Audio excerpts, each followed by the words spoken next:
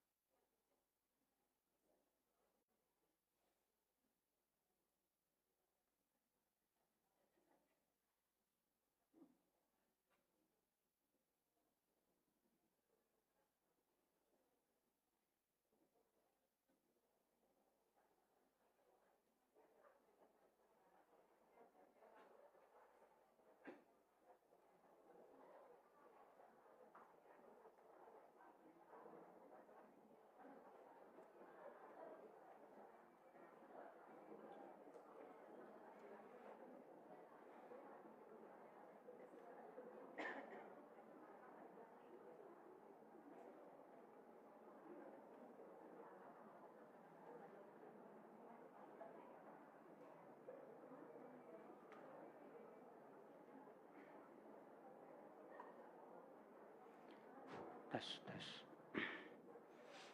Assalamualaikum warahmatullahi wabarakatuh.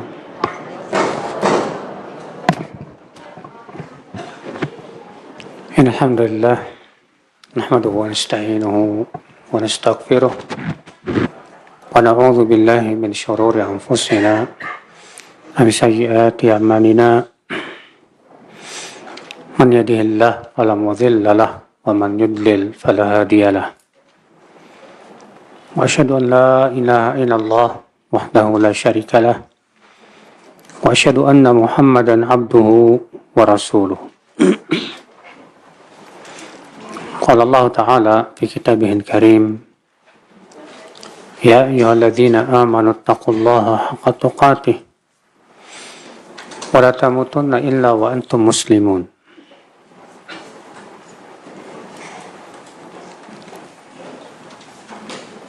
أما بعد فإن أصدق الحديث كتاب الله وخير الهدى هدى محمد صلى الله عليه وسلم وشر الأمور محدثاتها وكل محدثة بدعة وكل بدعة ضلالة وكل ضلالة في النار. Saudaraku seiman, Ibu-ibu dan bapak sekalian, kita insyaallah akan membahas tentang manisnya keimanan.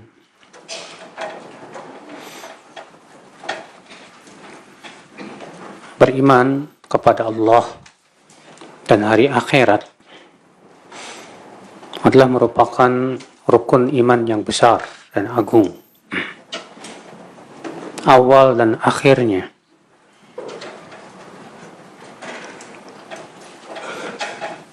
Karena keimanan kepada Allah merupakan sumber kekuatan di dalam beramal saleh.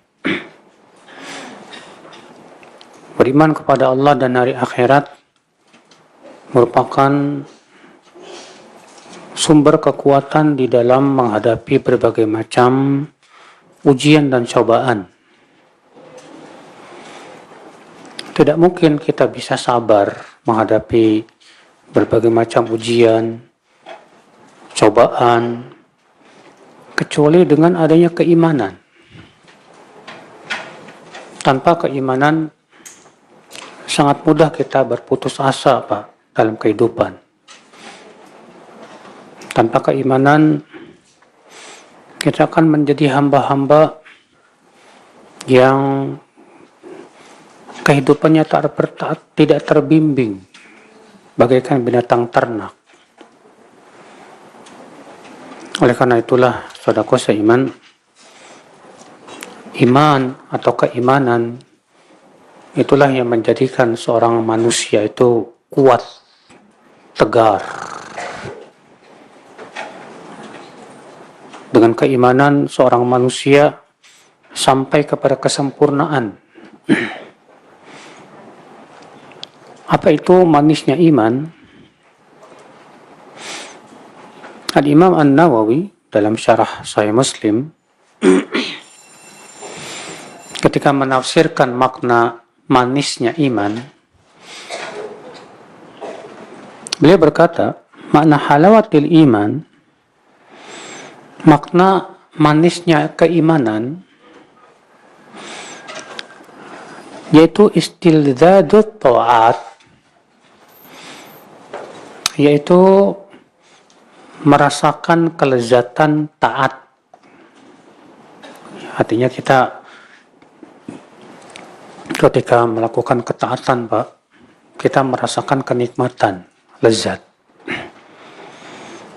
Ketika kita sholat misalnya, kita merasakan nikmat. Ketika kita zikir, kita terasa nikmat. Nikmat di sini nikmat ya yang kita rasakan di hati, Pak. Wa tahammulul masyaq, dan kuat dalam membawa beban yang berat. Artinya walaupun ketaatan itu berat, tapi karena kita merasa nikmat, ya, itu menjadi ringan buat kita. Wa itharu dzalika ala agradid dunya, dan lebih mementingkan ketaatan dibandingkan kesenangan dunia. Ya, kenikmatan dunia memang nikmat, Pak. Untuk jalan-jalan ke tempat yang bagus, ya, menyenangkan nggak? Senang. Kenikmatan dunia berupa harta, tahta, itu semua nikmat. Tapi orang yang merasakan manisnya iman, dia akan lebih merasakan kenikmatan taat. Bagi dia salat lebih nikmat. Ya. Wa mahabbatul abdi lillah bi fi'li ta'atihi wa tarki mukhalafatihi. Dan seorang hamba mencintai Allah dengan melaksanakan ketaatan dan meninggalkan kemaksiatan. Nah, ini dia, ya, manisnya iman. Jadi manisnya iman itu apa? Kata Imam Nawawi apa? Merasakan kelezatan saat kita berbuat apa? Ketaatan. Coba kita berintrospeksi. Saat kita sholat, kita merasa nikmat nggak, Pak? Iya. Tanda orang yang merasa nikmat dalam sholat itu betah berlama-lamaan, Pak. Dan tanda orang yang merasa nggak nikmat itu, Pak, pengen cepet-cepet. Sebab yang namanya juga orang nggak merasakan nikmat ya, ya pasti jemu lah, bosan lah. Pokoknya maunya gimana caranya cepat selesai gitu. Makanya orang yang sholatnya cepat-cepat itu menunjukkan dia tidak merasakan kenikmatan. Kemarin di bulan Ramadan ada, Pak, sholat tarawih tercepat di dunia. Ya. Udah gitu mereka punya alasan, Pak. Alasannya apa? Katanya kan kita disuruh berlomba-lomba dalam kebaikan. Ya. Yang namanya lomba-lomba apa katanya? Ya cepet-cepetan lah. Kayak kamu lari, lomba lari, ya cepet-cepetan. Kita katakan subhanallah. Seperti itukah yang dipahami oleh Rasulullah dalam memahami ayat berlomba-lomba dalam kebaikan? Tidak. Lihat Rasulullah ketika sholat malam. Disebutkan dalam hadis riwayat Bukhari dan Muslim ya.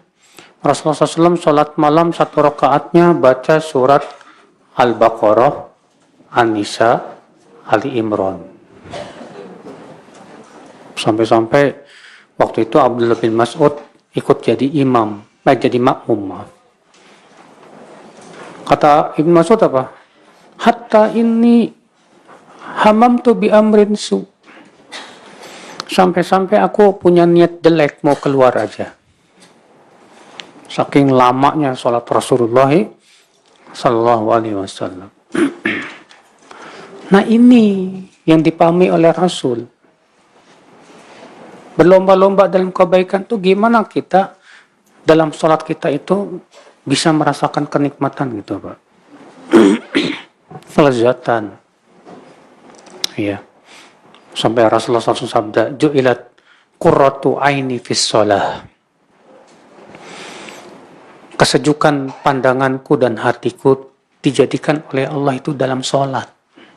Artinya Rasulullah SAW kalau sholat itu merasa nikmat banget.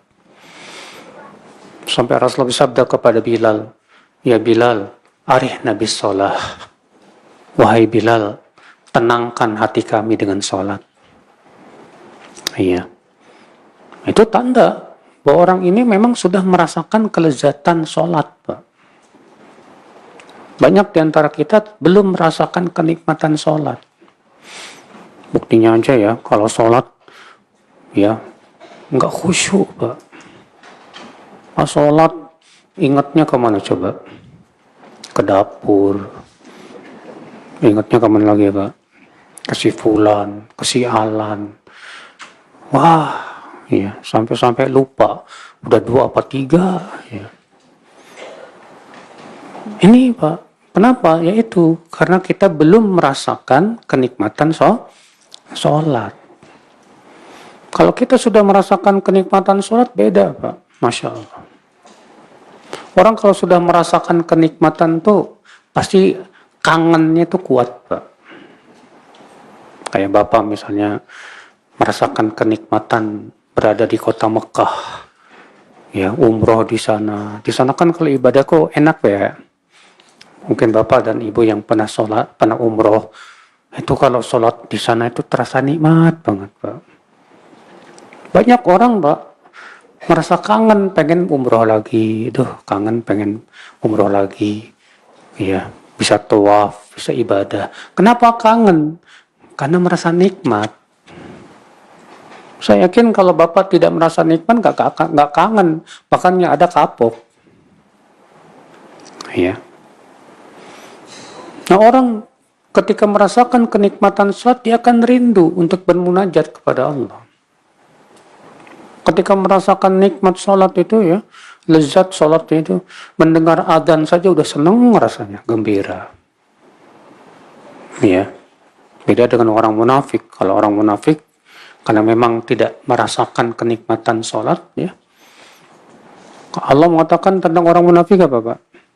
Wa idza qamu ila sholati qamu kusala. Mereka apabila berdiri menuju sholat, mereka berdiri dengan malas, kata Allah. Malas. Kenapa kok malas? Yaitu karena mereka tidak merasakan kenikmatan sholat. Ya. Oleh karena itulah saudaraku seiman, kita berusaha, ya, bagaimana caranya kita bisa merasakan kenikmatan ibadah. Nah, inilah manisnya keimanan. Lalu bagaimana caranya supaya kita bisa merasakan manisnya keimanan itu, kenikmatan ketaatan, kelezatan taat, ya. Disebutkan dalam hadis dari Bukhari dan Muslim, Rasulullah sallallahu alaihi wasallam bersabda, "Thalathun man kunna fihi wajada bihinna halawatal iman." Ada 3 perkara yang apabila 3 perkara ini ada pada diri seseorang, dia akan merasakan manisnya keimanan. Oh, Masya Allah. Apa 3 perkara ini, Bapak Ibu? Yang pertama, an yakunallahu wa rasuluhu ahabba ilaihi mimma siwahuma. Allah dan Rasulnya lebih ia cintai dari segala-galanya. Subhanallah. Yang kedua, apa yang kedua? Wa an yuhibbar mar'a la yuhibbuhu illa lillah. Ia mencintai seseorang bukan karena dunia, tapi ia cinta kepada seseorang hanya karena Allah saja. Yang ketiga apa? Wa an yakraha an ya'uda fil kufr. Dan ia tidak suka untuk kembali kepada kekafiran setelah Allah selamatkan darinya. Kama yakrahu an yuqdhafa finnar. Sebagaimana ia tidak suka untuk dilemparkan ke dalam api. Masya Allah. Ini 3 perkara ini yang akan kita bahas insya Allah, Pak. Karena Rasulullah SAW menyebutkan bahwa kalau 3 ini ada pada diri kita, kita akan merasakan manisnya apa? Keimanan. Apa yang pertama? An yakuna Allah wa rasuluhu ahabba ilaihi mimma siwahuma. Allah dan Rasulnya lebih kita cintai dari segala-galanya. Bagaimana caranya? Supaya kita bisa mencintai Allah dan Rasulnya, Pak. Melebihi segala-galanya. Ini yang kita pikirkan, Pak. Banyak orang dan semua kita pasti mengklaim, saya cinta Allah, ya. Cinta Rasulullah, ya. Tapi yang kita pikirkan tentang ukuran cinta kita itu sudah sejauh mana. Saya yakin setiap muslim pasti mencintai Allah. Tapi masalahnya, Pak, dalam ukuran cintanya berbeda-beda. Yang membuat ya iman itu terasa manis kalau ukuran cintanya itu sudah segala-galanya, Pak. Sebagaimana dalam hadis ini, Allah dan Rasulnya lebih ia cintai dari apa? Dari selain keduanya. Lebih ia cintai dari bapaknya, lebih ia cintai dari istrinya, lebih ia cintai dari anaknya, lebih ia cintai dari hartanya, lebih ia cintai dari apa? Mata pencahariannya, lebih ia cintai dari tempat tinggalnya, lebih ia cintai dari tanah airnya,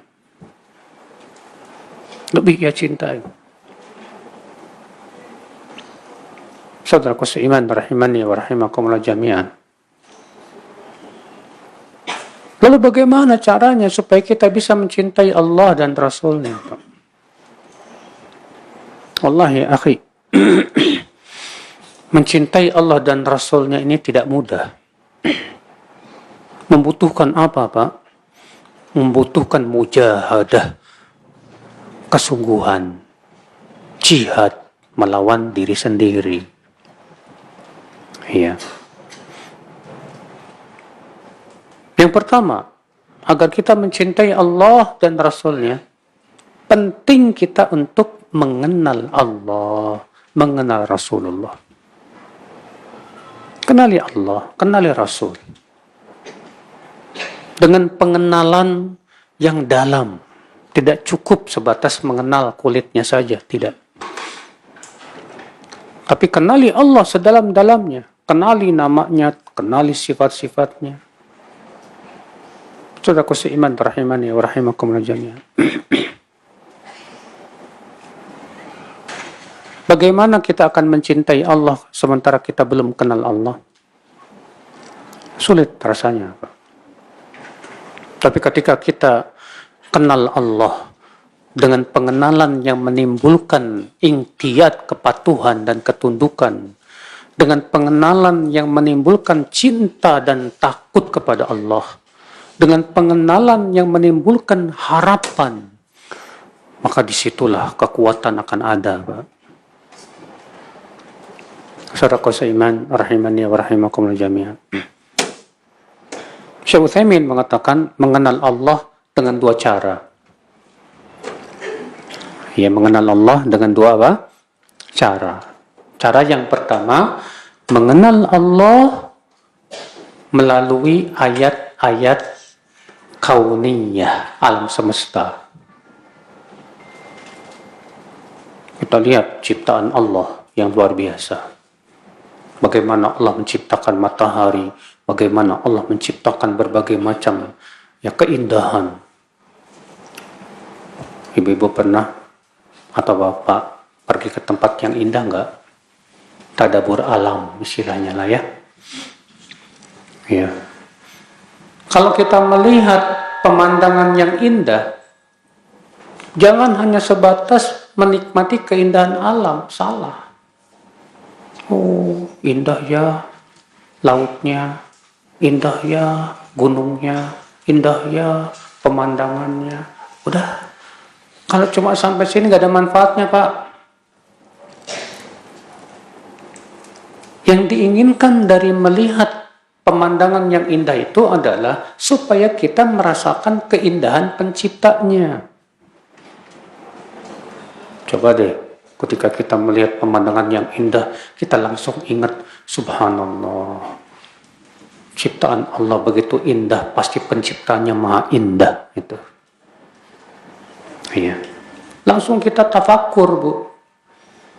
Kalau pemandangan yang begitu indah, penciptanya maha indah, pasti perbuatan Allah pun indah. Pasti syariat Allah itu apa? Indah. Pasti takdir Allah pun indah. Pasti itu, Bapak dan Ibu sekalian. Nah, di situ bertambah keimanan kita, bertambah rasa cinta kita kepada siapa? Kepada Allah Subhanahu wa Ta'ala. Mengenal Allah, kenali Allah. Makanya Allah menyuruh ya untuk tadabur alam. Apa kata Allah? Ya, inna fi khalqis samawati wal ardi wa ikhtilafil laili wan nahari la ayatil liulil albab alladzina yadhkuruna Allaha qiyaman wa qu'udan wa ala junubihim wa yatafakkaruna fi khalqis samawati wal ard rabbana ma khalaqta hadza batila subhanaka faqina adzabannar. Sesungguhnya dalam penciptaan langit dan bumi, pergantian siang dan malam, sungguh terdapat tanda-tanda kebesaran Allah bagi siapa? Bagi orang yang punya akal pikiran, kata Allah. Yaitu orang-orang yang senantiasa mengingat Allah saat berdiri, saat duduk, saat tidur, dan memikirkan tentang penciptaan langit dan bumi. Hasilnya apa, Pak? Mereka berkata, wahai Rabb kami, tidaklah engkau ciptakan ini semua sia-sia. Maha suci engkau, ya Allah. Maka peliharalah kami dari azab api neraka. Ini, Pak. Ya. Makanya kalau kita melihat pohon, jangan cuma sebatas melihat tanpa ada tafakur, Pak. Biasakan kita itu tafakur, Pak. Ya, Bapak ngelihat semut langsung tafakur, subhanallah, ini semut luar biasa ya.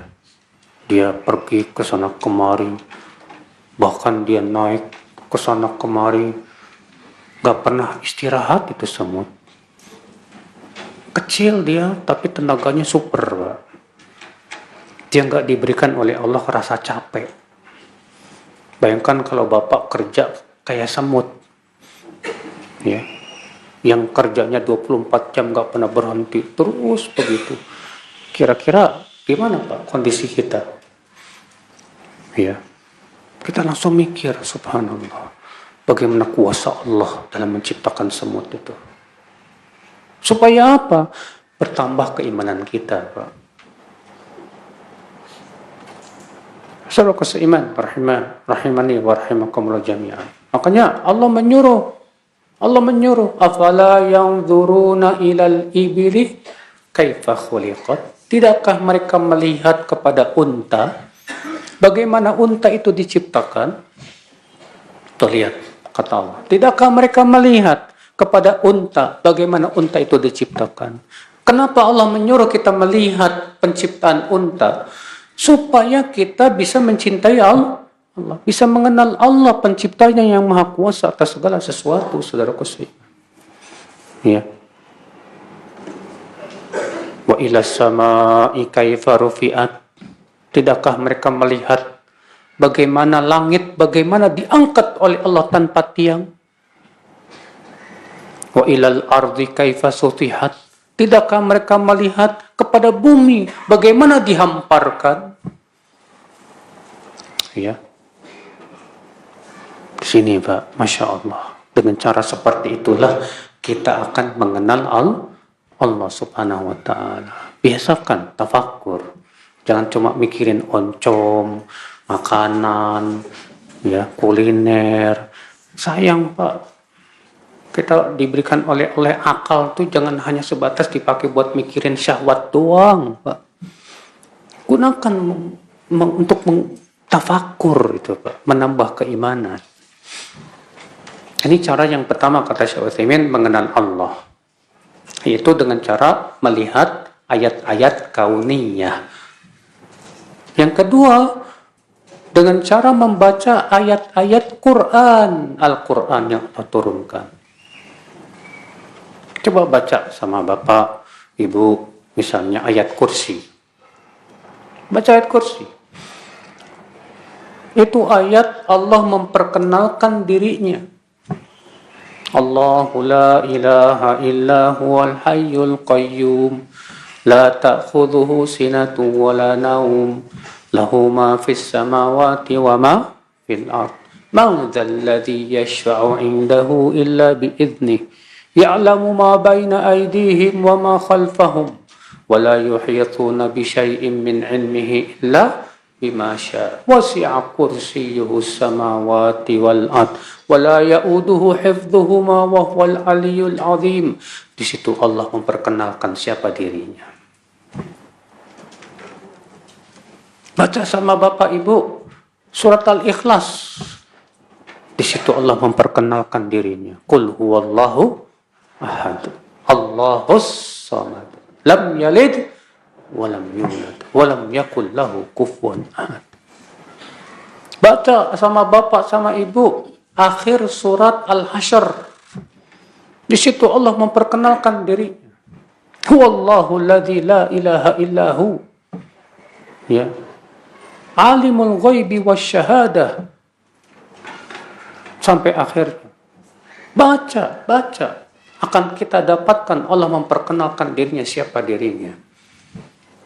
Allah menyebutkan dalam surat An-Nisa di akhir-akhir setiap ayat tentang nama-nama dan sifatnya yang luar biasa. Dengan cara seperti itulah kita kenal Allah. Semakin kenal Allah, semakin cinta kita kepada siapa? Kepada Allah. Iya. Baca nama-nama Allah. Renungi nama-nama Allah. Perdalam nama-nama Allah. Rasulullah bersabda, Inna lillahi tis'atan wa tis'ina isman. Man ahsaha dakhalal jannah. Allah memiliki 99 nama. Siapa yang mengihsoknya, ia pasti masuk surga. Tuh. Apa mengihsok itu Ustaz? Imam Ibn Qayyim menyebutkan mengihsok nama Allah ada 4 martabat. Martabat yang pertama mencari dalilnya dari Al-Quran dan hadis. Martabat yang kedua menghafalkannya. Dihafal sama kita.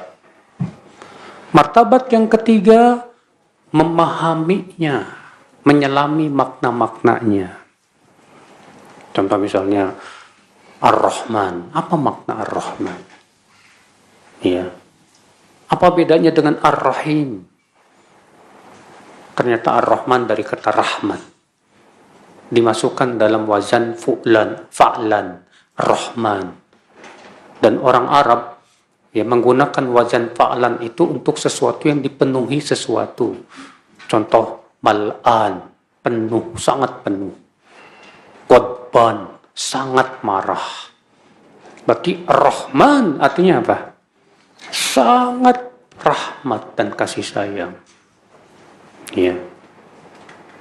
Lalu kita renungkan bagaimana rahmat Allah Subhanahu wa Ta'ala yang sangat luar biasa dan sangat luas. Di situ akan muncul rasa cinta, Pak.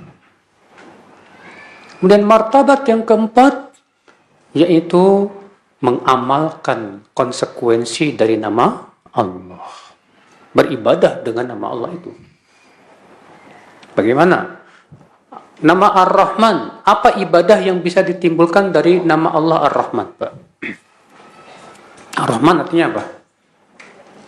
Yang maha penyayang, yang maha pengasih. Berarti dari situ kita apa, Pak? Ibadah yang bisa timbul. Yang pertama apa? Menimbulkan ibadah berharap akan rahmat Allah. Mencari rahmat Allah. Yang kedua apa? Menimbulkan cinta karena Allah rahmatnya mendahului kemurkaannya, Pak. Sebutkan dalam hadis, ya Rasulullah SAW sabda Allah Ta'ala berfirman, Inna rahmati sabaqat ghadabi. Sesungguhnya rahmatku mendahului kemurkaanku. Subhanallah. Dan ternyata benar. Rahmat Allah mendahului kemurkaannya. Sahih. Buktinya, setiap kali kita berbuat maksiat, nggak langsung Allah adab. Kalau kemurkaan Allah mendahului rahmatnya, setiap kali maksiat langsung diadab kita, Pak. Habis. Tapi rahmat Allah mendahului kemurkaannya. Banyak orang berbuat maksiat masih dikasih sama Allah apa? Kenikmatan. Masih dikasih sama Allah kesempatan supaya mau taubat. Itu menunjukkan rahmat Allah mendahului apa? Kemurkaannya. Dari situ kita akan merasa apa, Pak? Cinta. Masya Allah. Di antara rahmat Allah, Pak, Allah berikan berbagai macam kenikmatan yang sangat banyak sekali. Wa in ta'uddu ni'matallahi la tuhsuha. Kalau kamu menghitung nikmat-nikmat Allah, kamu tidak akan bisa menghitungnya. Nggak bisa menghitungnya. Bapak tahu? Ya. Berapa juta sel yang ada dalam tubuh kita? Miliaran. Sangat banyak sekali. Sel yang ada dalam tubuh kita ini, Pak. Setiap selnya itu ya sangat bermanfaat untuk kita, diri kita. Saudara seiman rahimani wa rahimakumullah jami'an. Coba kita pikirkan baik-baik. Berapa banyak nikmat yang yang Allah berikan kepada kita. Setiap hari kita menghirup oksigen. Bapak coba tanyakan ke rumah sakit, Pak. Oksigen 1 liternya berapa harganya, Pak? Waktu kemarin COVID, banyak orang yang butuh oksigen tuh, Pak. Ya. Ada seorang Arab, ya dia kena penyakit sesak napas. Akhirnya dia butuh oksigen. Ya, selama 8 hari lamanya dia alhamdulillah sehat. Terus pas dia mau bayar oksigennya, berapa, Pak, oksigennya bayarnya? Sekian puluh juta, Pak. Waduh. Dia langsung nangis. Lalu orang itu berkata, Bapak nangis kenapa? Nggak mampu bayar. Bukan saya nggak mampu, saya mampu. Cuman saya mikir, 8 hari saya menghirup oksigen selama ini, ya, harus bayar sampai puluhan juta. Sementara saya menghirup oksigen gratis dari Allah tanpa harus bayar sama sekali. Bukankah itu menunjukkan akan kasih sayang Allah kepada kita? Coba bayangkan, Pak, kita pikirkan nikmat-nikmat Allah. Makanya kan kita disuruh mengingat nikmat Allah. Supaya apa? Tumbuh rasa cinta kita kepada Allah. Allah berfirman, Ya ayyuhalladzina amanu dzkuru nikmatallahi alaikum. Hai orang-orang yang beriman, ingatlah nikmat-nikmat Allah yang Allah berikan sama kamu. Allah berfirman, Ya bani Israel, udhkuru ni'mati allati an'amtu alaikum. Hai bani Israel, ingatlah nikmat-nikmat yang aku berikan kepada kamu. Ingat, Pak, Bu. Nikmat Allah nggak pernah libur. Tapi kalau kita ibadahnya sering libur. Saudaraku seiman rahimani wa rahimakumul jami'ah. Nah, dengan cara mengenal nama Allah Ar-Rahman ini saja, Pak, itu bisa menimbulkan apa?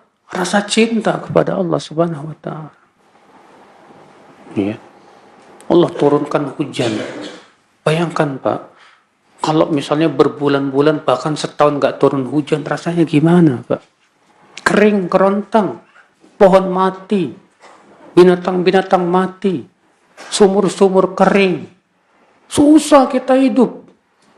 Saat Allah turunkan hujan, itu gembiranya minta ampun, Pak. Subhanallah. Iya. Saya pernah nonton di YouTube percobaan, Pak. Air, ya, yang beratnya sekitar 1 ton diturunkan sekaligus.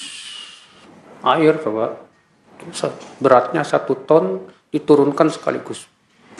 Menimpa mobil. Hancur mobilnya, Pak. Sekarang saya mau tanya, berapa ton air yang Allah turunkan dari langit? Berton-ton. Tapi subhanallah, Allah turunkannya setetes demi setetes. Bukan dengan sekaligus. Kalau sekaligus hancur semua kita, Pak. Tapi setetes demi setetes. Bapak tahu nggak? Berapa kecepatan tetesan air hujan itu? Hanya 10 km saja.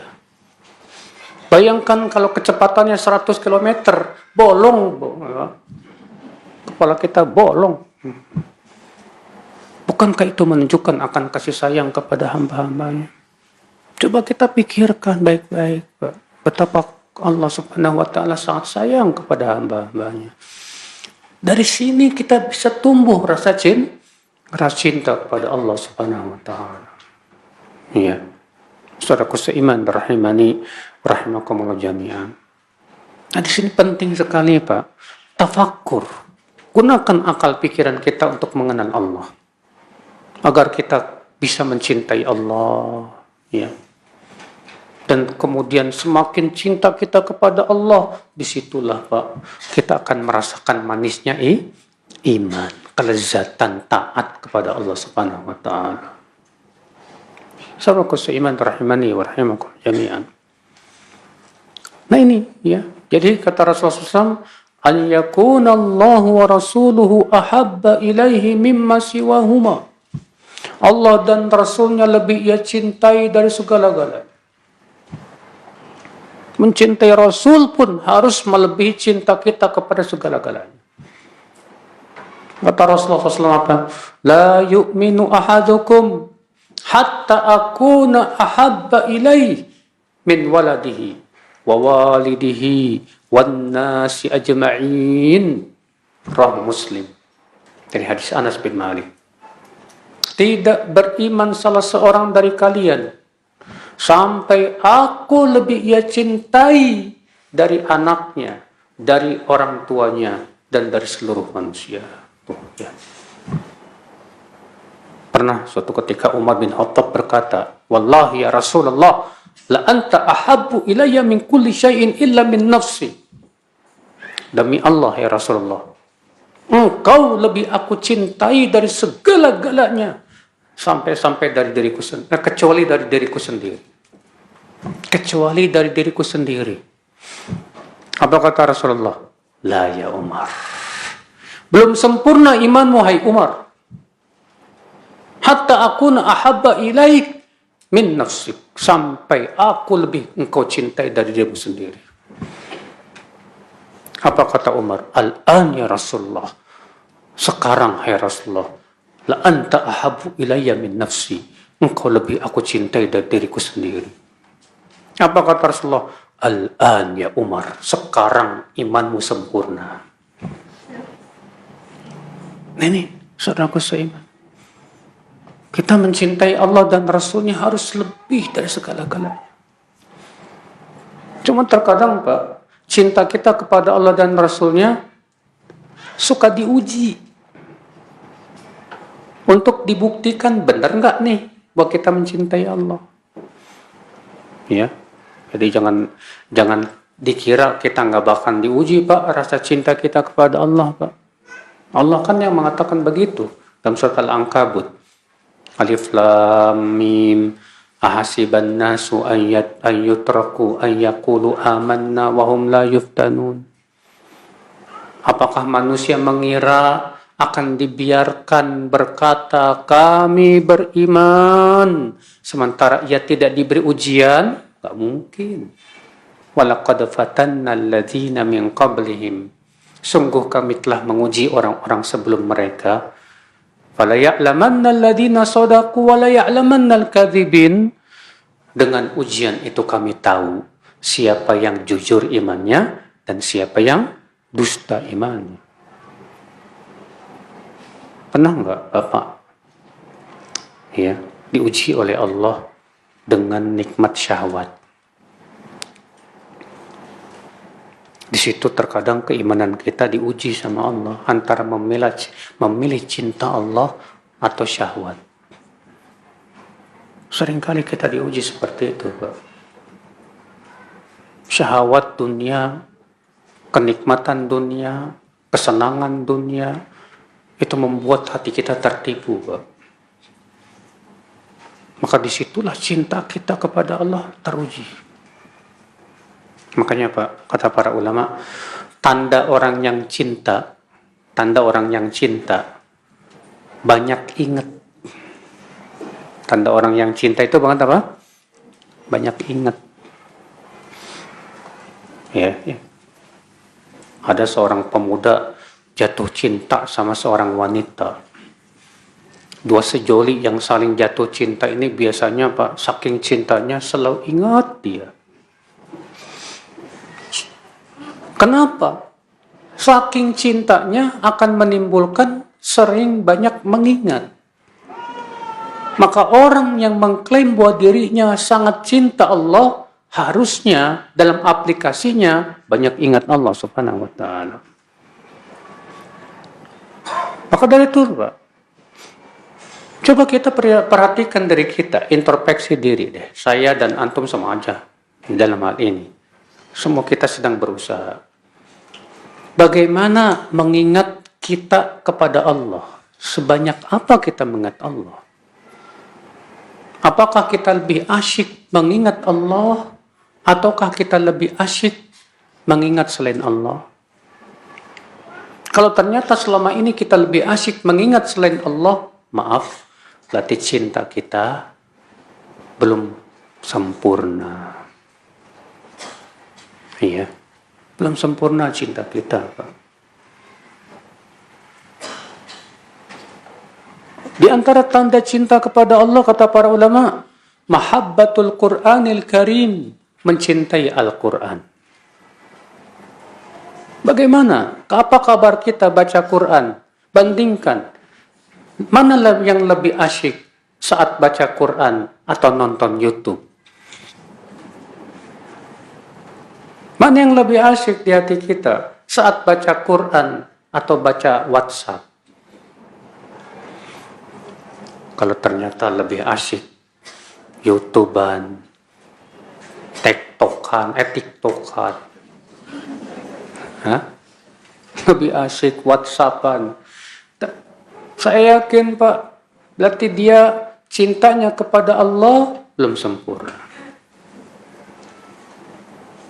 Tapi ketika antum lebih asyik baca Quran dibandingkan dengan media sosial, itu pertanda Masya Allah.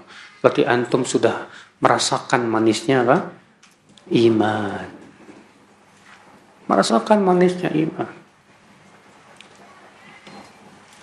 Kan kita ini, wallahi Pak, di zaman sekarang ini fasilitas syahwat itu luar biasa mudah sekali Pak.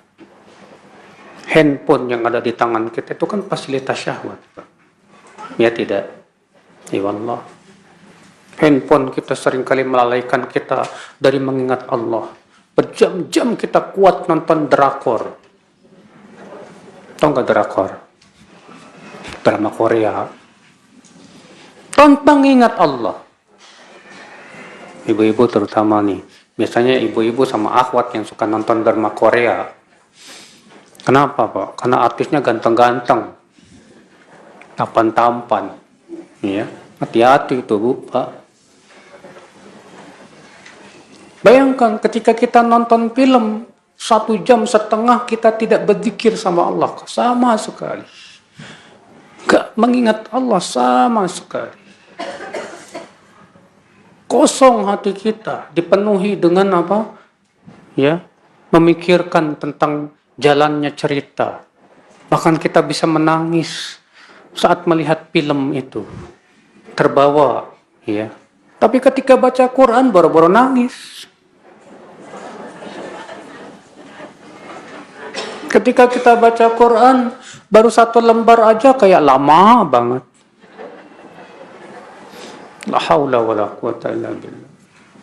Sudah gitu mengklaim saya lebih mencintai Allah dari segala-galanya. Gombal. Tak seperti itu. Orang yang lebih mencintai Allah dari segala-galanya nggak mungkin. Saudaraku seiman rahimani wa rahimakumullah jami'an. Jadi, Pak, inilah yang kita pikirkan tentang keadaan kita sendiri. Gak usah mikir orang lain, diri sendiri aja dulu. Ya, gak usah kita mikir, wah ceramah Ustadz kayaknya cocok nih buat si Anu nih. Gak usah kita pikirkan itu, diri sendiri kita dulu. Kita seperti itu enggak? Karena musibah di zaman kita sekarang ini, Pak Allah, Pak, dimudahkan oleh Allah semudah-mudahnya fasilitas untuk berbuat maksiat. Allah berfirman dalam surat Al-Maidah, Ya ayyuhalladzina amanu la yabluwannakumullahu bisyai'im minas saydi tanaluhu aydikum wa rimahukum liya'lamallahu man yakhafuhu bil ghaib. Hai orang-orang yang beriman, Allah pasti uji kalian saat kalian sedang berihram dengan binatang buruan yang mudah kalian tangkap dengan tangan dan tombak-tombak kalian. Agar Allah tahu siapa yang takut kepada Allah saat sendirian. Allah menguji para sahabat di zaman Rasulullah saat berihram dengan binatang buruan yang mudah ditangkap. Karena saat ihram kan nggak boleh apa? Berburu. Itu pas ihram binatang ternak malah mendekat, binatang buruan malah mendekat. Tapi pas selesai ihram malah pada pergi menjauh. Di zaman sekarang pun Allah uji kita dengan maksiat yang dekat, Pak. HP. Ibu, bapak bisa sendirian di kamar, tidak ada yang lihat, hanya Allah yang tahu. Lalu kemudian melanglang buana, melihat aurat, melihat sesuatu yang tidak berhak dilihat dan tidak layak. Mungkin kalau kamar kita ada CCTV-nya, takut kita, Pak. Wah, ada CCTV. Ternyata, Pak, pengawasan Allah lebih rendah dari CCTV, Pak. Kita lebih takut kepada CCTV daripada takut kepada siapa? Kepada Allah. Apa seperti ini sifat orang yang lebih mencintai Allah dari segala-galanya? Abadan. Gak mungkin. Iya. Orang yang lebih cinta kepada Allah dari segala-galanya, ia lebih cinta daripada apa? Syahwat dirinya. Dia akan takut kepada Allah Subhanahu wa taala. Saudara seiman rahimani wa rahimakumullah jami'an. Nah ini, Pak. Jadi agar kita bisa merasakan kelezatan manisnya iman, yang pertama ini, Allah dan Rasulnya lebih dia cintai dari segala-galanya. Pertanyaannya, ada nggak pada diri kita itu? Berat. Subhanallah. Saudara seiman rahimani wa rahimakumullah jami'an.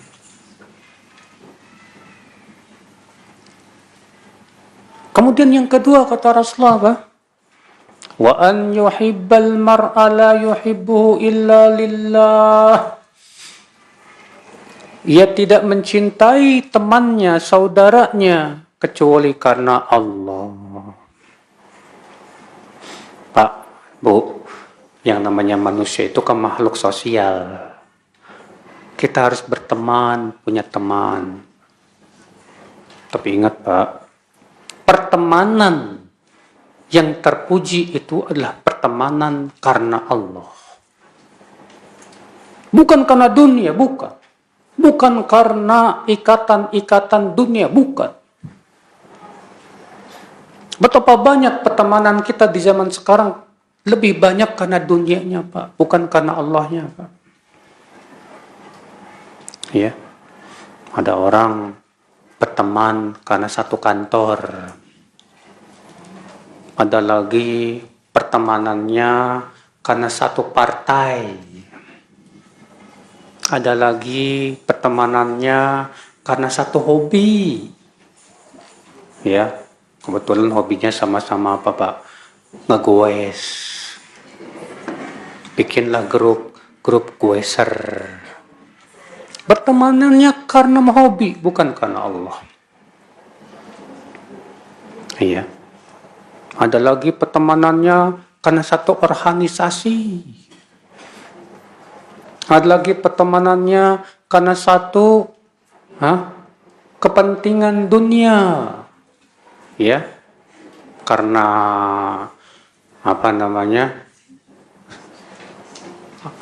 pertemanannya karena bisnis misalnya. Dan yang lainnya. Semua ini pertemanan bukan karena Allah. Dan pertemanan yang bukan karena Allah di hari kiamat akan berubah menjadi permusuhan. Allah berfirman, Al-akhillau yawma idzin ba'duhum li ba'din adaw illa al-muttaqun. Orang-orang yang saling berkasih sayang, yang saling mencintai karena dunia, pada hari kiamat kata Allah, sebagian mereka menjadi musuh sebagian yang lain. Kecuali orang-orang yang bertakwa, yang cintanya karena Allah Subhanahu wa ta'ala. Kata Ibnu Katsir ketika menafsirkan ayat tadi, kullu sahabatin laysat lillah tanqalibu adawatan yaumal qiyamah. Setiap persahabatan yang bukan karena Allah pada hari kiamat akan berubah menjadi permusuhan. Kecuali yang karena Allah. Itulah, Pak. Itulah apa yang bermanfaat, Pak. Makanya orang yang saling mencintai karena Allah itu, Pak, kumpulnya dalam ketaatan, dalam kebaikan. Ya.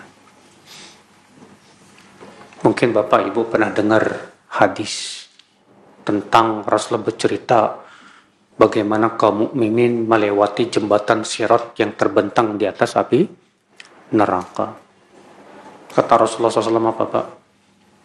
Maka kaum mukminin yang berhasil melewati jembatan Sirat, mereka akan datang kepada Allah meminta teman-teman mereka yang masuk neraka agar diangkat dari api neraka. Mereka berkata, Ya Rabb, ikhwanuna alladhina kanu yusalluna ma'ana wa yasumuna ma'ana. Ya Allah, itu yang di neraka, itu teman-teman kami yang dahulu sholat bersama kami, berpuasa bersama kami. Keluarkan mereka dari neraka, ya Allah. Masya Allah. Apa kata mereka, Pak? Itu mereka yang dahulu di dunia sholat bersama kami, ya Allah. Mereka enggak berkata begini, mereka dulu gue sama kami, ya Allah. Mancing sama kami, ya Allah. Enggak. Sholat bersama kami, puasa bersama kami. Nah inilah, Pak, persahabatan karena apa? Allah. Disitulah saudaraku seiman, penting. Ya. Selama ini persahabatan kita karena apa? Ibu bersahabat sama teman karena apa? Semua kita.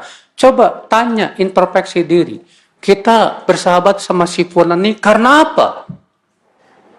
Karena dunia kah? Karena bisnis kah? Karena kepentingan, ya, ikatan-ikatan lembaga kah? Organisasi kah? Partai kah? Dan yang lainnya? Nah, jangan sampai, Pak.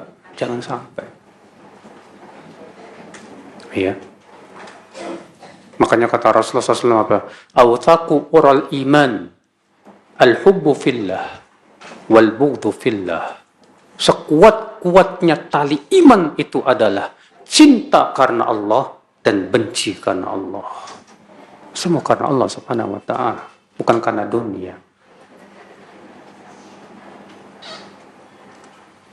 Makanya Bu, Pak, saat kita punya teman yang kita tahu dia bertakwa kepada Allah, dan kita cinta pun kepada dia karena ketakwaannya, karena keimanannya, ini pegang kuat-kuat teman kayak gini nih, jarang masalahnya, Pak. Ya. Coba kita introspeksi diri. Saya berteman sama si fulan kenapa ya? Oh, karena dia orang kaya. Itu bukan karena Allah. Saya berteman sama dia kenapa ya? Oh, karena saya ada kepentingan bisnis sama dia. Itu bukan karena Allah. Berarti itu semua bukan karena Allah, Pak. Saya berteman sama dia kenapa ya? Saya berteman sama dia karena saya suka dia, orangnya taat, takwa, Masya Allah, rajin ibadah, orangnya Masya Allah, selalu ya menuntut ilmu. Saya suka sama dia karena itu. Ini yang karena Allah. Kalau dapat yang kayak gini, pegang kuat-kuat.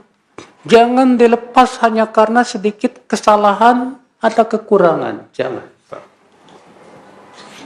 Karena yang namanya teman yang soleh, sesoleh apapun dia manusia.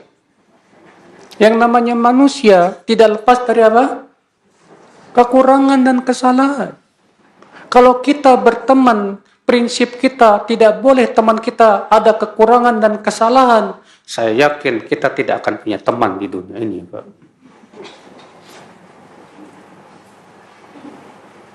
Saudaraku seiman rahimani wa rahimakumullah. Makanya Allah menyuruh Rasulnya sabar bersama orang-orang soleh, berteman dengan orang soleh itu. Allah berfirman, wasbir nafsaka ma'alladzina yad'una rabbahum bil ghadati wal asyi yuriduna wajhah. Sabarkan dirimu hai Muhammad bersama orang-orang yang senantiasa menyeru Rabbnya di waktu pagi dan petang karena mengharapkan wajah Allah saja. Wala ta'du 'ainaka anhum. Jangan kamu palingkan matamu dari mereka. Ya, hanya karena menginginkan kehidupan dunia. Jangan. Pak, berteman karena Allah itu, Pak, Masya Allah, sesuatu yang sangat agung di mata Allah, Pak. Ya. Sampai disebutkan dalam hadis ya. Sab'atun yudhilluhumullah yawma la dhilla illa dhillu. Ada 7 orang yang akan Allah berikan naungan pada hari kiamat, di mana di hari itu tidak ada naungan kecuali naungan siapa? Allah. Siapa 7 orang itu Pak di antaranya? Warajulani tahabba fillah, ijtama alaih wa tafarraqu alaih. 2 orang yang saling mencintai karena Allah, berkumpulnya karena Allah, berpisah pun karena Allah. Allahu Akbar. Ini kita harapkan. Di hari kiamat, orang yang saling mencintai karena Allah itu disediakan oleh Allah mimbar-mimbar dari cahaya. Kata Rasulullah, inna lillahi manabir min nur yagbituhumul anbiya wa syuhada. Allah memiliki mimbar-mimbar dari cahaya. Sampai-sampai para nabi dan orang-orang yang mati syahid pun merasa iri ingin mendapatkan mimbar itu. Kata para sahabat, buat siapa mimbar itu, hai Rasulullah? Kata Rasulullah, lil mutahabbina fillah. Itu buat orang-orang yang saling mencintai karena Allah. Buat orang-orang yang saling mencintai karena Allah. Nah ini, Bu, kalau kita bisa mencintai teman kita dan kita tidak mencintai teman kita kecuali karena Allah, disitulah kita akan merasakan manisnya keimanan. Saudara seiman rahimani wa rahimakumullah jami'an. Kemudian yang terakhir kata Rasulullah, wa an yakraha an ya'uda fil kufur. Dia tidak suka untuk kembali kepada kekafiran setelah Allah selamatkan ia darinya. Kama yakrahu an yuqdhafa finnar. Sebagaimana ia tidak suka untuk dilempar ke dalam neraka, ke dalam api. Ada di antara kita yang mau dilempar ke api? Tentu nggak mau. Pak, Ibu, mungkin di antara bapak-bapak, ibu-ibu Yang latar belakangnya tadinya banyak suka berbuat maksiat. Ada yang senang dugem, tuh enggak dugem, Pak. Dunia gemerlap. Kerjaannya mabuk-mabukan, main wanita, ya, karaokean dan yang lainnya. Maksiat isinya semua. Sekarang alhamdulillah sudah Allah kasih hidayah. Sekarang alhamdulillah sudah pakai jilbab, sudah berjenggot, duduk di majlis taklim. Allah selamatkan ia dari apa? Kekufuran. Adakah di hati orang seperti ini keinginan untuk kembali? Ketika dia berkata, enggak mau saya Ustaz kembali lagi ke masa-masa yang kelam. Abadan, saya enggak mau. Walaupun saya dibayar dengan duit 1 triliun pun saya tidak akan pernah mau untuk balik lagi kepada kekafiran. Berarti Anda sudah merasakan manisnya keimanan. Iya. Tapi terkadang ada sebagian orang, Pak, yang sudah Allah berikan hidayah kepadanya, udah hijrah, alhamdulillah istilahnya gitu ya, Pak. Sudah meninggalkan dunia kelamnya, dunia gelapnya. Tapi ternyata hatinya masih ada keinginan untuk balik lagi. Mengingat masa dulu yang kelam terasa manis rasanya. Ini hakikatnya, ini orang belum taubat kepada Allah Subhanahu wa taala. Belum taubat dia, Pak. Maka dari itu, Pak, Ibu, saat kita sudah diselamatkan oleh Allah dari maksiat, syukurilah. Pertahankan sampai mati kita. Jangan sampai kembali lagi kita kepada ya kegelapan itu, kepada kemaksiatan itu. Kalau dulu Ibu kerja di lembaga ribawi, misalnya Bapak Ibu, sekarang alhamdulillah sudah Allah selamatkan dari pekerjaan yang haram. Itu kenikmatan yang luar biasa. Adakah di hati Bapak ada keinginan kembali untuk kepada pekerjaan tersebut? Oh, enggak ada, Ustadz. Tapi terkadang Allah uji. Ketika dia sudah keluar dari lembaga yang haram, Pak, buat nyari yang halal kok susah, ya. Dagang sini gagal, dagang situ gagal, ngelamar sini gak diterima, pusing. Saat itulah setan kembali berkata, udahlah, balik lagi aja, ya, kerja di tempat yang dulu. Disitulah, Pak, keimanan kita akan diuji. Saat kita berkata, la abadan, saya nggak mau balik lagi, saya nggak mau memakan rezeki yang haram, saya akan sabar. Berarti dia sudah merasakan manisnya, Pak, keimanan, saudaraku seiman. Merasakan nikmatnya keimanan, saudaraku seiman. Setiap kali kita mengingat dosa, kita merasa malu, gitu, Pak. Merasa nyesel rasanya.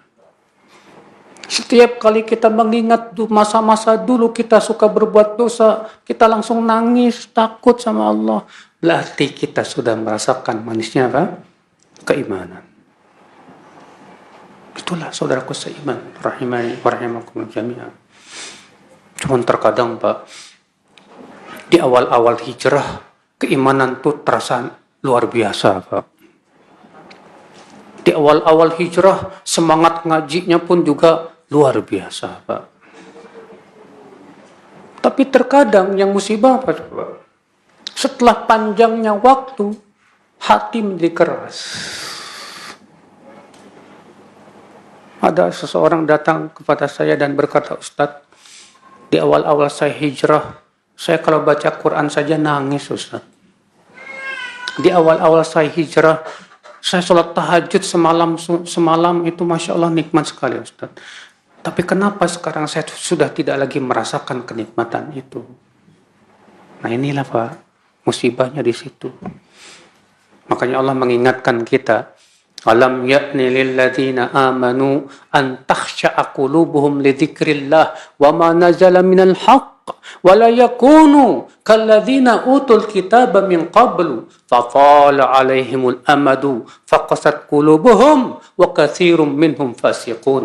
Belumkah saatnya untuk orang yang beriman hati mereka merasa takut dengan mengingat Allah? Janganlah mereka seperti orang-orang ahli kitab sebelum mereka. Waktu berlalu panjang kepada mereka, dengan panjangnya waktu hati mereka menjadi keras. Harusnya kita semakin lama ngaji, semakin lembut hati kita, Pak. Semakin lama ngaji, semakin kita banyak duduk di majlis taklim, semakin hati kita takut kepada Allah Subhanahu wa taala. Tapi kalau ternyata kebalikan, semakin lama ngaji, ya, semakin keras hati kita, semakin pedas lisan kita. Ya, wallahi musibah. Maka disinilah saudaraku seiman, rahimani wa rahimakum jami'an.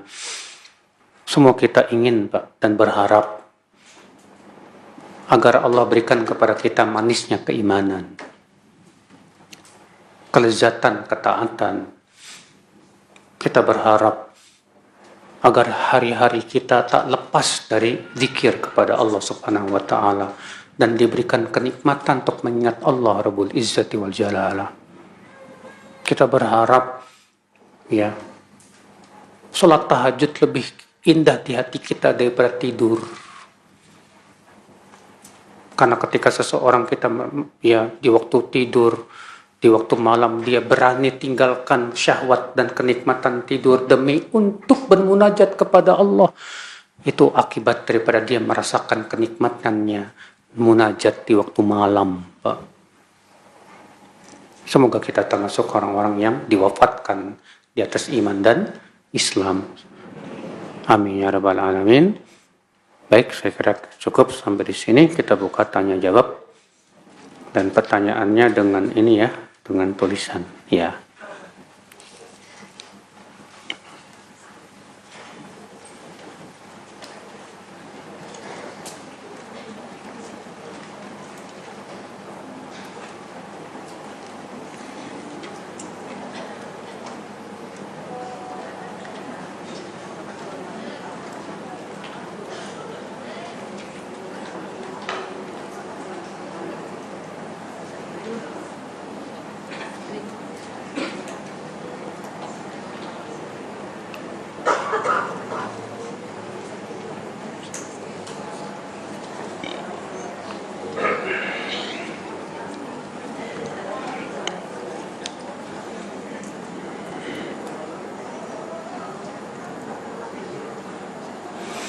Baik Ibu, Bapak.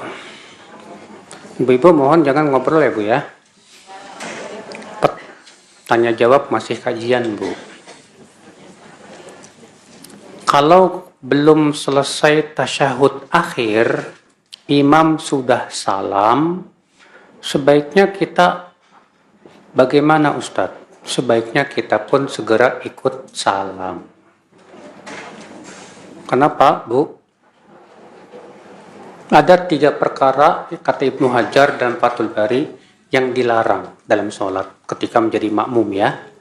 Yang pertama, mendahului imam. Ini dosa besar. Yang kedua, berbarengan dengan imam. Ini pun tidak boleh, haram. Yang ketiga, terlalu lambat dari imam. Ini pun tidak boleh. Kenapa? Karena Rasulullah menyuruh makmum mengikuti imam. Rasulullah bersabda, "Innama ju'ilal imamu liyutamma bih." Imam itu dijadikan untuk diikuti. Sekarang kalau ngikut, misalnya Bapak bilang ke teman, saya ngikut kamu di belakang ya, saya nggak tahu jalan. Tapi Bapak adanya di depan, gimana? Ini orang mau ngikut tapi ngajarin. Yang namanya ngikut kita di belakang, nggak terlambat, nggak di depan, nggak barengan, di belakang ikut. Jadi kalau kita belum selesai tasyahud akhir, imam sudah salam 2 kali, ya udah kita langsung salam 2 kali.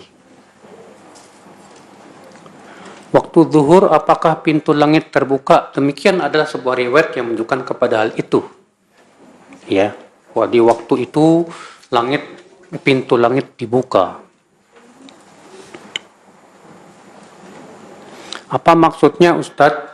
Tuhan kami Allah, kemudian istiqomahlah. Bu, Pak, kalau kita mengakui Allah sebagai Tuhan, berarti konsekuensinya apa? Hah? Berarti pertama, konsekuensinya kita menaati Allah. Yang kedua, menjauhi larangannya. Yang ketiga, mentauhidkannya dan tidak mempersekutukannya. Ya. Nah, itu konsekuensi ketika kita berkata Tuhanku Allah. Berarti kita harus mempertuhankan Allah. Bagaimana mempertuhankan Allah? Itu ibadah. Ibadah kepada Allah Subhanahu wa taala saja.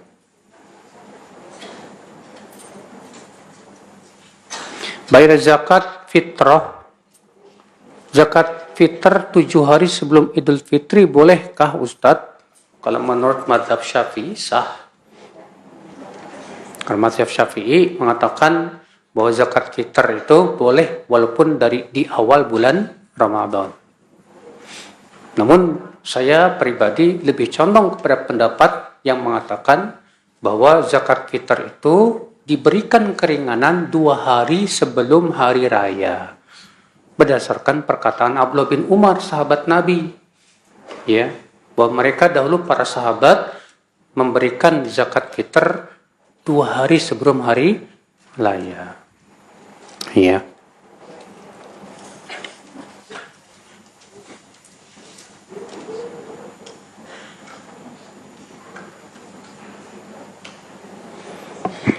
Untuk mengqadha sholat yang ditinggalkan di masa lalu Ustadz yang tidak terhitung jumlahnya. Dengan sholat 4 rakaat di hari Jumat terakhir di bulan Ramadan, apakah ada dalilnya? Yang nggak ada dalilnya itu, Pak. Kalau dahulu kita meninggalkan sholatnya karena ketiduran atau lupa, wajib mengqadha. Tapi kalau dahulu kita meninggalkannya karena malas dan sengaja kita tinggalkan, maka wajib taubat. Wajib apa? Taubat, dan tidak ada kewajiban mengqadha atas pendapat yang paling kuat. Iya. Allahu a'lam. Itu ikhtilaf para ulama, Pak. Apakah benar doa masuk pasar itu dhaif? Ya, sebagian ulama mendhaifkan dan sebagian ulama lagi menghasankan. Ini termasuk perkara yang diperselisihkan para ulama. Saya sendiri condong kepada penghasanan hadis tersebut karena hadis tersebut diriwayatkan dari beberapa jalan. Syekh Salim bin Id al-Hilali bahkan menulis sebuah buku khusus mentakhrij hadis tentang doa masuk pasar. Satu buku tebal. Dan beliau menyebutkan semua jalan-jalannya dan membicarakan tentang perawi-perawinya. Yang hasilnya beliau mengatakan bahwa hadis ini kalau paling banter hasan. Wallahu a'lam, ya. Memang itu masalah khilafiyah ya, kayak.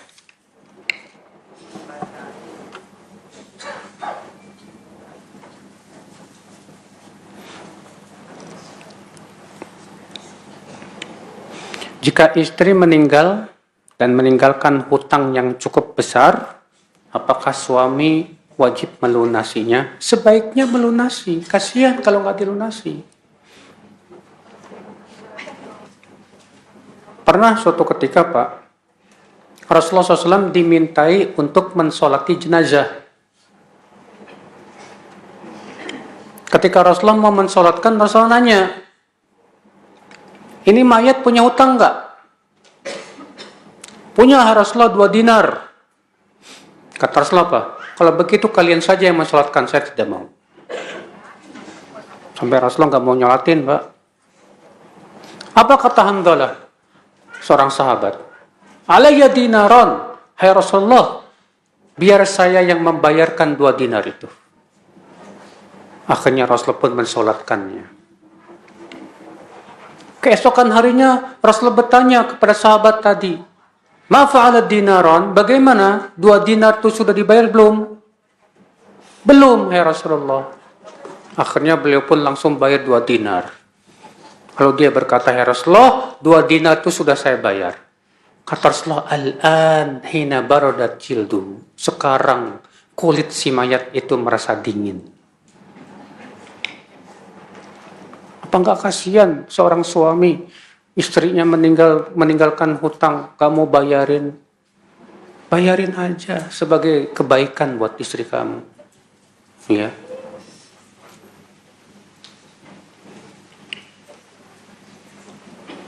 Tapi kalau kondisi suami sedang sulit bagaimana Ustadz? Ya, kalau seperti itu gimana lagi? Allah berfirman, la yukallifullahu nafsan illa wus'aha.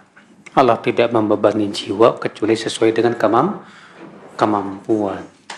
Tapi ingat ya Pak, ya Ibu-ibu, jawaban saya ini jangan dijadikan kesempatan. Kata Pak Ustadz, suami yang bayarin. Akhirnya ibu seenak-enaknya ngutang sana, ngutang sini. Berat Bu, masalah hutang piutang itu pada hari kiamat. Karena hutang itu di hari kiamat akan dibayar dengan amal soleh. Nah, gimana kalau ternyata pahala amal soleh kita habis buat bayar apa? Hutang. Mohon nasihat agar terhindar dari was-was. Was-was itu banyak ya. Ada was-was berupa pikiran-pikiran yang membuat kita ragu kepada Allah. Maka yang seperti ini kita langsung pertama ta'awud, a'udzubillahi minasyaitonirrajim.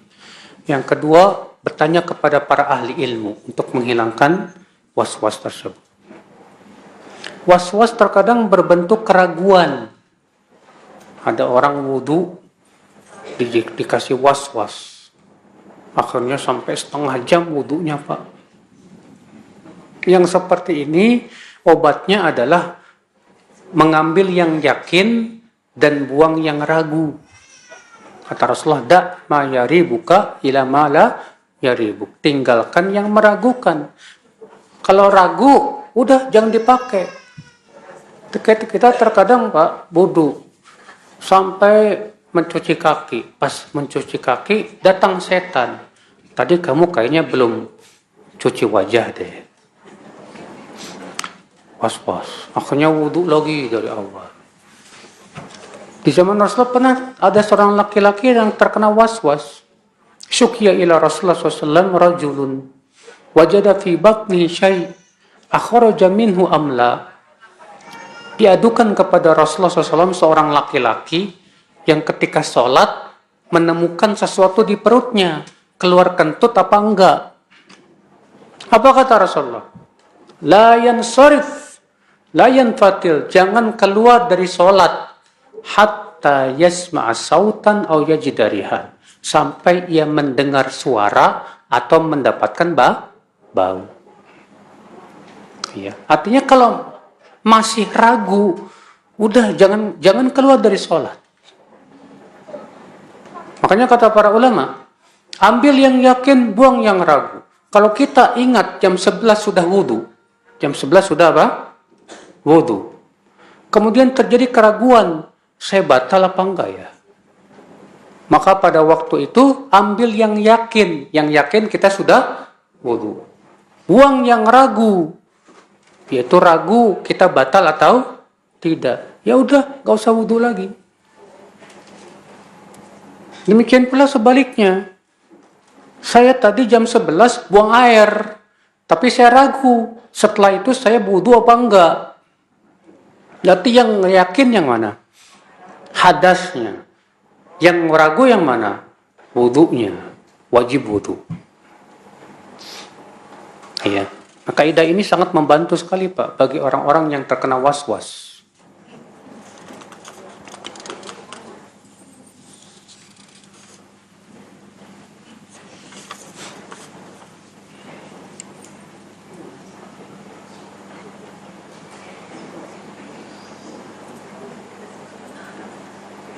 Mohon doanya untuk Kana dan keluarga agar selalu dalam penjagaan Allah. Semoga yang bertanya ini dijaga oleh Allah pada keluarganya, pada hartanya, dan diberikan istiqomah sampai akhir hayat.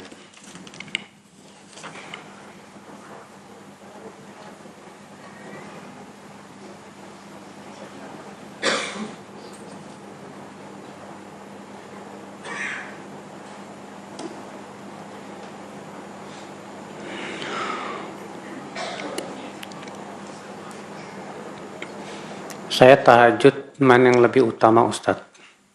Baca surat dengan hafalan surat pendek juz 30 atau baca di mushaf?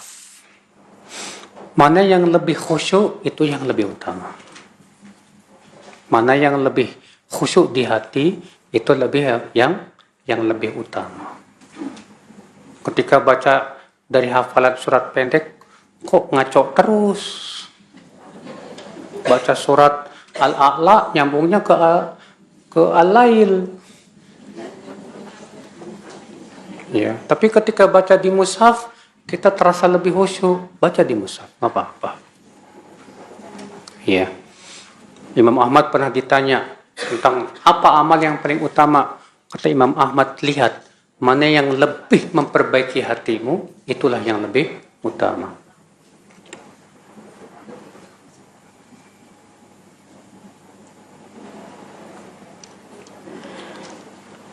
Anak yang lahir di luar nikah itu tanggung jawab ibunya. Betul, itu dinisbatkan kepada ibunya.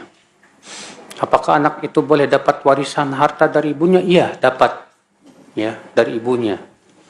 Karena itu dinisbatkan kepada ibunya.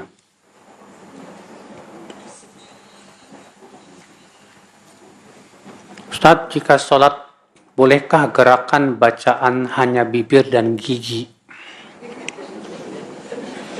Sudah tidak gerak, dan bolehkah saat sholat sujud doa dengan bahasa Arab atau bahasa Indonesia?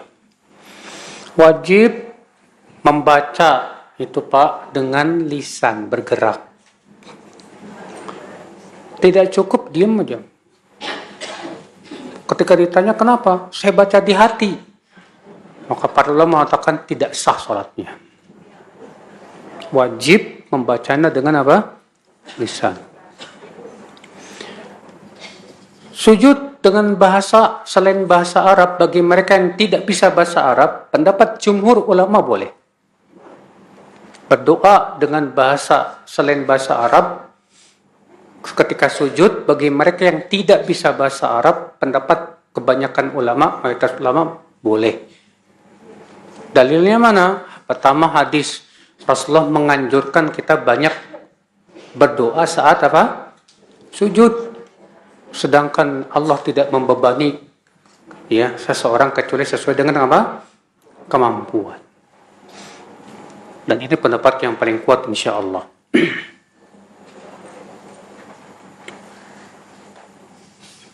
Puasa Syawal sepertinya nggak terkejar Ustadz kalau ganti dulu.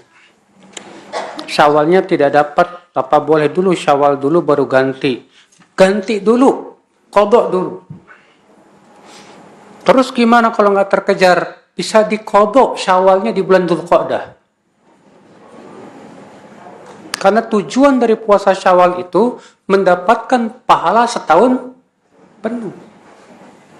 Maka itu pun kalau kita tidak, misal kita sibuk mengqadha di bulan Syawal, akhirnya ya kita tidak terkejar puasa Syawal. Pendapat yang paling kuat dari pendapat para ulama boleh mengqadha puasa Syawal di bulan Dzulqa'dah. Kalau memang kita tidak bisa melakukannya di bulan apa? Syawal. Loh, Ustaz, berarti itu bukan puasa Syawal dong, puasa Dzulqa'dah dong. Para ulama yang membolehkan ini mengkiaskan bahwa kebiasaan Rasulullah SAW adalah mengqadha ibadah sunnah saat tidak bisa dilakukan di waktunya. Rasulullah pernah mengqadha itikaf di bulan Syawal. Karena waktu bulan Ramadan dia tidak sempat. Rasulullah pernah mengqadha sholat ba'diyah zuhur setelah asar. Padahal sudah luput waktunya. Demikian pula ini. Kalau memang kita tidak bisa di bulan Syawal karena ada kesibukan, kita bisa mengkodoknya di bulan Dzul Qa'dah. Wallahu a'lam. Ini memang masalah khilafiyah di kalangan para ulama. Demikian, wabillahi taufik. Assalamualaikum warahmatullahi wabarakatuh. Subhanallah.